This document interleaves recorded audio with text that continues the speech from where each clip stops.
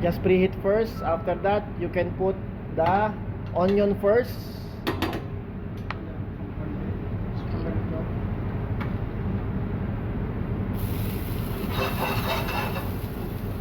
Then garlic. Then mix.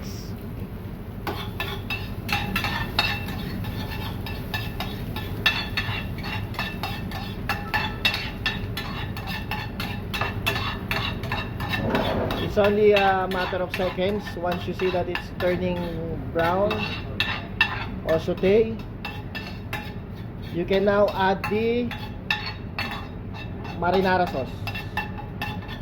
1 spoonful. Where's the spoonful? No. The one that you use.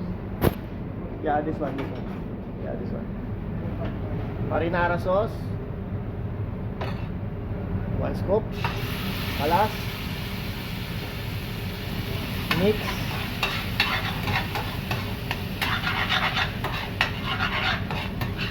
After that, put the cooking cream. Make 2 spoons. 2 spoons of this.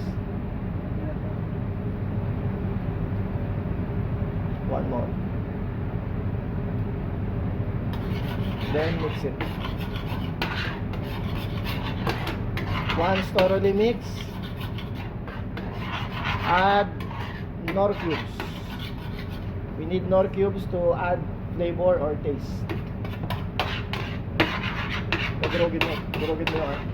Yan, para kumalo talaga siya. Okay. Then add cheddar cheese. Cheddar cheese.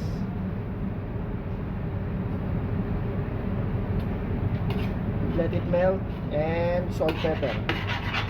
Little salt, pepper.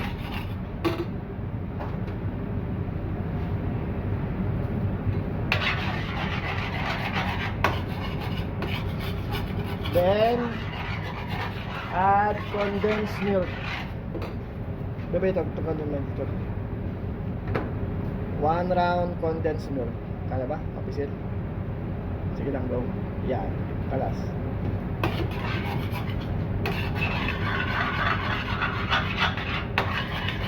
Pag may lahat yung tatakbo pa na lahat.